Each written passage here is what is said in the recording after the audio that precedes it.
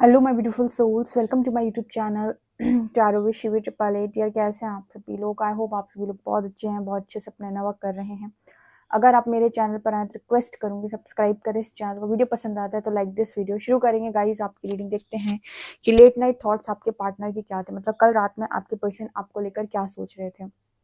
Let's see.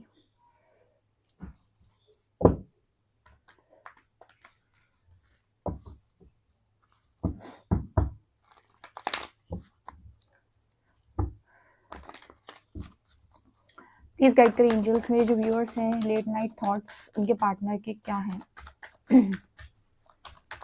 Love, कल रात में मेरे व्यूअर्स के पार्टनर क्या सोच रहे थे मेरे व्यूअर्स को लेकर। क्रिएटिविटी, यहाँ पर है मास्टर,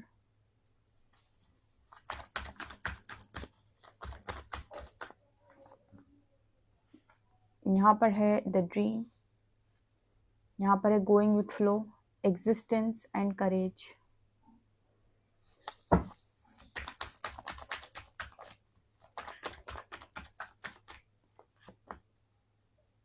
गिल्ट,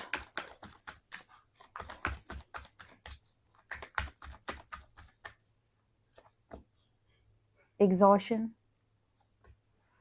न्यू विजन,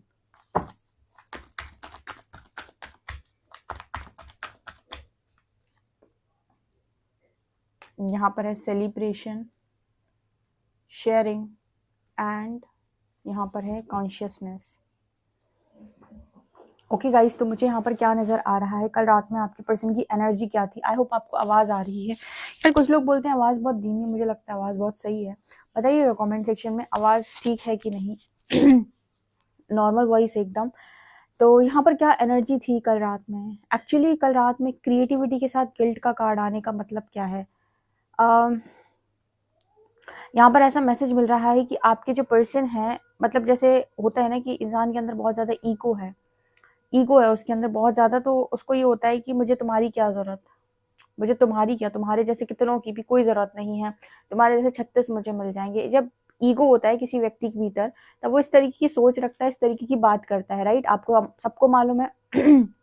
जब ईगो हाई होती है तो इसी तरीके से बातचीत होती है। क्या हो जब आपका ईगो ब्रेक हो और आपको रियलाइज हो कि जो चीज़ आपके पास थी अब आप उसे पा नहीं सकते। एक्चुअली क्रिएटिविटी कार्ड में यहाँ पर मुझे बहुत ही खूबसूरत डिवाइन फेमिनिन या एम्प्रेस की एनर्जी है। ये बहुत ही ज़्यादा क्रिएटिव एनर्जी यहाँ पर नज़र आ रही है। और प्रकृति बोला गया है, आपको पता है ना कि जितनी भी डिवाइन फेमिनिन्स होती है उनको प्रकृति बोला है। प्रकृति का अंश है ना, पुरुष और प्रकृति से मिलकर तो ये पूरा संसार बना है। तो आप ना बेसिकली प्रकृति हो। ठीक है। और यहाँ पर आपके जो पर्सन है, यहाँ पर वो आपको बहुत बहुत ज़्यादा कल याद करके गिल्ट में जा रहे थे। गिल्ट में क्यों जा रहे थे? बिकॉज इन्होंने आपकी वैल्यू नहीं की, आपकी इंपॉर्टेंस नहीं समझी बहुत लंबे टाइम तक भी। जब आप ये नहीं समझ रहे होते हो, यूनिवर्स आपको समझा रहा है कि सामने वाले पार्टनर की क्या कदर है, क्या वैल्यू। देखो, मैंने कई बार अपनी रीडिंग्स में बताया है कि डियर, जो भी लिखा होता है वो नियति में लिखा होता है, वही होता है। कर्म बंधन होता है, डेस्टिनी होता है, फ्री विल होता है। हर चीज़ समझाई है छोटे छोटे तरीके से, मतलब छोटे छोटे टॉपिक से हर चीज़ एक्सप्लेन की है। लेकिन कभी कभी ऐसा होता है लाइफ के अंदर, जैसे लोग कहते हैं कि ऐसा क्यों हुआ, ठीक है, परमात्मा ने ऐसा क्यों होने दिया, उन्होंने मुझे उसी वक्त क्यों नहीं रोका। जैसे आज इस पर्सन को इस चीज़ पे गिल्ट होता है तो ये ऐसा सोचते हैं कि परमात्मा ने मुझे उसी वक्त क्यों नहीं रोका।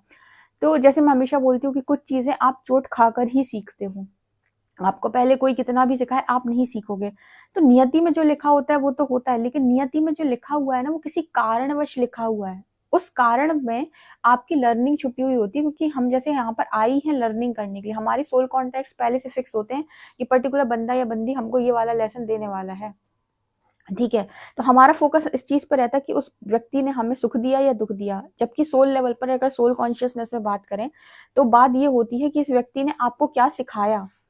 ठीक है, हम सुख और दुख पे चले जाते हैं। सोल कॉन्शियसनेस में अगर हम टैप इन करें तो समझ में आए कि हमें इस पे फोकस नहीं करने की सुखाया कि दुखाया, इस पे फोकस करना है कि इस साइकिल में इस पर्सन ने हमें क्या सिखाया। इस पर्सन को ऐसा लगता है कि अगर ये रोक लेते या आप रोक लेते या फिर डिवाइन रोक लेते तो कितना अच्छा होता। आज उन्हें इस पर्सन को बहुत गिल्ट था कल रात में। और इस दुनिया के अंदर ऐसा कोई व्यक्ति नहीं है जिसका ईगो समय आने पर प्रकृति ने, परमात्मा ने तोड़ा ना हो। मैं कह रही, एक से एक भगत जितने भी रहे हैं, ईश्वर के भक्त रहे हैं, उनके ईश्वर ने ईगो तोड़े हैं, घमंड तोड़े हैं। घमंड बेसिकली वो किसी का नहीं चलने देते, चाहे तुम उनकी भक्ति करो चाहे ना करो, चाहे तुम आस्तिक हो चाहे नास्तिक हो, समय आने पर ईगो सबकी ब्रेक होती है, एक टाइम तक ही ईगो चलती है।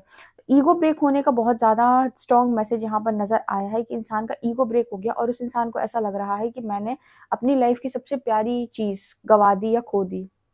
ये भी आपको पता है इंसान को कब रियलाइज़ होता है, जब आप इस चीज़ को पूरी तरीके से लेट गो कर चुके होते हो, या आपको फ़र्क ही नहीं पड़ रहा है ये तुम मुझे रियलाइज़ कर रहे हो या नहीं, क्योंकि आपने अपना ईगो शून्य कर दिया है। आपकी एनर्जी अब ये हो गई है कि मुझे फ़र्क नहीं पड़ता कि तुम मुझे क्या समझते हो। मैं जो हूँ अपनी नज़रों में सही हूँ, ठीक है? अच्छा हूँ तो अच्छा, बुरा हूँ तो बुरा, अपनी नज़रों में। मुझे तुम्हारी नज़रों से खुद को देखने की कोई ज़रूरत नहीं है। जब इस तरह की एनर्जी में, इतना डिटैचमेंट में कोई इंसान चला जाता है, तब लोगों को उसकी वैल्यू होना स्टार्ट हो जाती है, बिकॉज़ उसके पहले तक वो 100% ट्राई करता है कि सामने वाले लोग उसकी वैल्यू करें, उसकी इम्पोर्टेंस समझें, और वो हर मुमकिन प्रयास करके उनको कन्विंस करने की कोशिश करता है, जो कि बाद में उसे देखने को मिलता है कि रिजल्ट शून्य है, कोई उसकी बोलने पर भी वैल्यू नहीं कर रहा है। तो ये पहला मैसेज यहाँ पर निकल के आ रहा है, जहाँ पर आप इस पर्सन के लिए इस वक्त कहते हैं ना कि बहुत बहुत ज़्यादा मायने रखते हो, ठीक है? इस वक़्त आपकी वैल्यू सबसे ज़्यादा इस पर्सन को है। एंड देखो, जो नियति में लिखा होता है वो एज़ इट इज़ होता है, डेस्टिनी में कई बार चीज़ें एज़ इट इज़ होती हैं, लेकिन स्पिरिट गाइड्स ने ऐसी सिचुएशन बना दी, तो उस बना दी सिचुएशन में जो भी बनी है उसमें क्या लर्न करना है, अगर वो आप नहीं सीखोगे तो दोबारा ऐसी सिचुएशन बना देंगे वो। तो आपके पर्सन को यही सीखना था कि जब भी कोई इंसान या कोई भी चीज़, कोई भी वस्तु आपको परमात्मा द्वारा दी जाती है, तो उसकी कद्र करो, ठीक है? ना कि उसे ऐसे समझो कि तुम्हारे जैसे तो 36 मिलेंगे। बड़े तुम शहंशाह हो, 36 क्या, तुम एक भी ढूँढ के दिखा दो तो हम मान जाएँ, 36 तो तुम्हें बहुत दूर है, इंसान को एक नहीं मिल रहा, तुम्हें 36 मिलेंगे। बहुत सारे लोग इस तरह की बात करते हैं, तेरे जैसे 36 मिलेंगे, ठीक है? लड़के स्पेशली करते हैं। 36 नहीं, तुम एक ढूँढ के दिखा दो, 36 तो बहुत दूर है।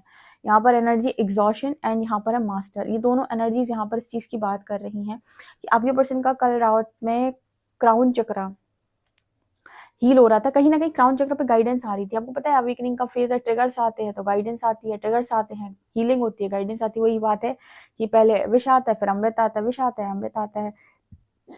तो जितनी जगह पर आप विष पीते जाते हो, उतनी जगह पर अमृत आता जाता है। यानी कि जहाँ-जहाँ पर आप नेगेटिविटी को रिलीज़ करते जाते हो, वहाँ-वहाँ पे सकारात्मकता के साथ आपको क्लैरिटी मिलती चली जाती है।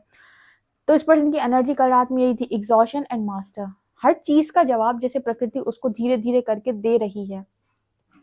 और हर चीज़ को, उसकी हर एक छोटी चीज़ को जैसे रियलाइज़ करवा रही है। कंपैरिज़न, कल रात में मुझे ऐसा लगता है ये पर्सन बहुत ज़्यादा कंपेयर कर रहे थे। किस चीज़ को? आपको कंपेयर कर रहे थे, ठीक है? मतलब जैसे होता है ना कि आपको कोई ऐसे समझ ले कि यार ये मैं तो ऑर्डिनरी हूँ, तू तो ऑर्डिनरी है, और यहाँ पर ऑर्डिनरीनेस के ना, यहाँ पर ऐसे बात हो रही है जैसे किसी भी व्यक्ति को ऐसे समझ लें कि तुम में स्पेशल क्या है, तुम्हारे से तो 36 लोग हैं। नहीं, एम्पैथ्स अगर किसी की लाइफ के अंदर है ना, देखो ये बहुत बड़ी बात होगी, किसी की मतलब किसी को ऐसे श्रेणी में नहीं डालना चाहिए, लेकिन एक बात बहुत सच मैं आपको बताती हूँ कि एम्पैथ अगर किसी की लाइफ में है ना, तो वो बहुत कुछ सँभाल लेते हैं, बहुत कुछ सँभाल लेते हैं। इंसान को शायद समझ में भी नहीं आता कि आस-पास रहने वालों की कितनी नेगेटिविटी तो एवें ही अब्ज़ॉर्ब करके वो उन्हें अपनी हीलिंग से खुश किए रहते हैं, या फिर उनके आसपास जैसे लोग उन्हें नेगेटिव करके खुद बहुत आसानी से पॉजिटिव होकर आगे बढ़ते रहते हैं। इतनी अच्छी हीलिंग एनर्जी होती है, जैसे कहते हैं ना, कई बार psychic tarot Shivi triple eight पे जो रीडिंग्स आती हैं उसमें एक मैसेज निकल के आता है कि आपकी प्रेजेंस से लोग हील हो जाते हैं। वही एम्पैथ की एनर्जी होती है वो, ठीक है?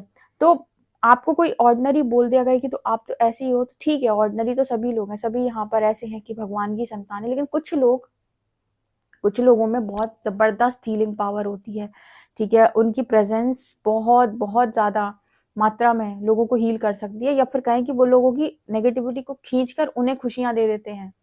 वही बात है कि तुमसे कुछ नहीं लिया और तुमको बदले में बहुत कुछ दिया। तुम्हारी नकारात्मकता लेकर सकारात्मकता बाँट दी। तो यहाँ पर ना, जैसे इस पर्सन को लगा, जब भी ये पर्सन आपके ऑरा फ़ील्ड में आते हैं, आपसे बातचीत करते हैं, एक सुकून मिलता है।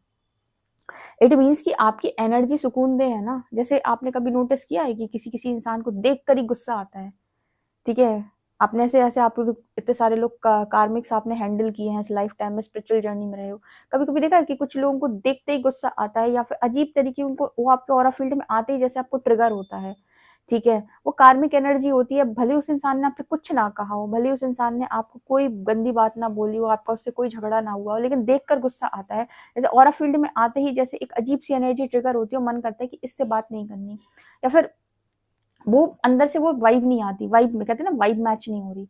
उसी जगह पे कुछ लोग ऐसे होते हैं कि जिनको जिनको दूर से देखकर ऐसा मन करता है कि यार इससे बात करनी है, ठीक है। ये वो लोग होते हैं जिनसे पॉजिटिविटी निकल रही है, जिनके आसपास बहुत ज्यादा सकारात्मक ऊर्जा है, उनके बात करने का मन करता है। तो जैसे आपके पर्सन जब आपसे बातचीत करते हैं ना, तो वो अलग लेवल जोन में चले जाते हैं, जैसे दुख कम हो गए हों, ठीक है, और सुख बढ़ गए हों, या सुकून बढ़ गया हो, शांति बढ़ गई हो। तो जब इस पर्सन ने ये सारी चीजें एनर्जी लेवल पर फील करना स्टार्ट की, जब इनका ईगो ब्रेक हो, तो समझ में आया कि आप औरों के कंपैरिजन में बहुत शांति प्रदान करते हो। तो आप मामूली नहीं हो। मतलब मामूली का मतलब ये नहीं कि आप कोई भगवान हो या कोई वो हो। मामूली मतलब एनर्जी बहुत पॉजिटिव है, ठीक है, प्रीशियस इंसान हो। मतलब ऐसे लोग अगर जीवन के अंदर है जो ये कह रहे हैं कि हर हर परिस्थिति में तुम्हारा साथ देंगे, तो कहीं ना कहीं आज के जमाने में अगर ऐसा व्यक्ति मिल रहा है तो आपसे यहाँ लकी नहीं है कोई। लोग अपने आप अपने लोगों को धोखा दे रहे हैं, बाहर वालों को तो कोई समझेगा क्या। तो जैसे यहाँ पर वो वाला मैसेज निकल के आ रहा है कि आपका कंपैरिजन और लोगों से करना और फिर ये सोचना कि आप बहुत साधारण या मामूली नहीं हो, ठीक है। आपकी एनर्जी बहुत अच्छी है, इसलिए क्रिएटिविटी का कार्ड पहले ही आया था, जो फेमिनिन डिवाइन फेमिनिन को दिखाता है। यहाँ पर द ड्रीम की एनर्जी, न्यू विजन की एनर्जी, दोनों कार्ड्स ना यहाँ पर इस चीज की बात करते हैं, the dream and new vision. आपके जो पर्सन है, ऐसे होता है ना कि एक होता है कि भाई आप किसी को कि भगवान प्लीज मुझे ये व्यक्ति याद ना है, मैं इसको याद नहीं करना चाहता। आपका पर्सन ये बोल रहा है कि आपको वो अपने दिमाग से निकालना नहीं चाहता, क्योंकि वो आपको भूलना ही नहीं चाहता है। उसकी एनर्जी यहाँ पर ये दिखाई देती है, जैसे उसको आपके सपने देखकर बहुत मजा आता है। जैसे वो परमात्मा से कह रहा है कि मुझे कोई ऐसा वो दे दो, कोई ऐसा मतलब ठीक है, मुझे कोई इंसान मुझे मिले या ना मिले, लेकिन मुझे एक होता है ना कि एक रे ऑफ होप, ठीक है। ये बहुत अजीब सा मैसेज है, थोड़ा सा आप लीजिएगा। Ray of hope, ray of hope मतलब कि उम्मीद की किरण, कि हाँ कभी भी किसी भी लाइफ में ये इंसान मेरा हो सकता है, या इसी लाइफ में मेरा हो सकता है। मतलब मेरी उम्मीद मत तोड़ो। जैसे वो इंसान ये कहने की कोशिश कर रहा है कि आप ना मुझे बस उम्मीद दिए रहो। जैसे होता है ना कि जैसे बहुत सारे लोग हैं, तो यहाँ पर ना उन्हें इससे प्रॉब्लम नहीं है कि उनका पार्टनर आएगा कि नहीं है, बस वो उनकी उम्मीद ना जाए। अगर उनको उम्मीद दिए रहे कोई कि हाँ वो एक दिन लौट कर आएगा, तो जैसे फिर भी उनकी लाइफ कटती है। बहुत सारे लोग स्टार्टिंग में जब उनका पार्टनर चला जाता है, तो उनको ऐसा लगता है कि ये पर्सन अब कभी नहीं आता, क्योंकि जो हमारी सोसाइटी की पूरी फंक्शनिंग है उसके हिसाब से अगर कोई इंसान आपसे दूर चला गया, अब नहीं आएगा, बहुत सारी बातें होती हैं। कि टैरो सुन के उनको ऐसा लगता है कि यार पॉसिबल है ये इंसान आ सकता है। तो वो उस एनर्जी से बढ़ना शुरू करते हैं, अपनी हीलिंग करना शुरू करते हैं, उसी टाइमलाइन से एनर्जी को शिफ्ट करना शुरू कर देते हैं, ठीक है। क्योंकि स्टार्टिंग में कोई उनसे कह दे कि अब ये इंसान तुमसे कभी नहीं मिलेगा, तो वो पूरी तरीके से टूट जाते हैं। तो वही एनर्जी आपके पर्सन की, कोई अगर ये कह देना इस समय पे इस पर्सन से कि ये इंसान अब तुम्हें जिंदगी में कभी नहीं मिल सकता, और इस टाइम पर जब तुम उसकी इतनी क्रेव कर रहे हो, तो तुम टुकड़ों में टूट जाओगे।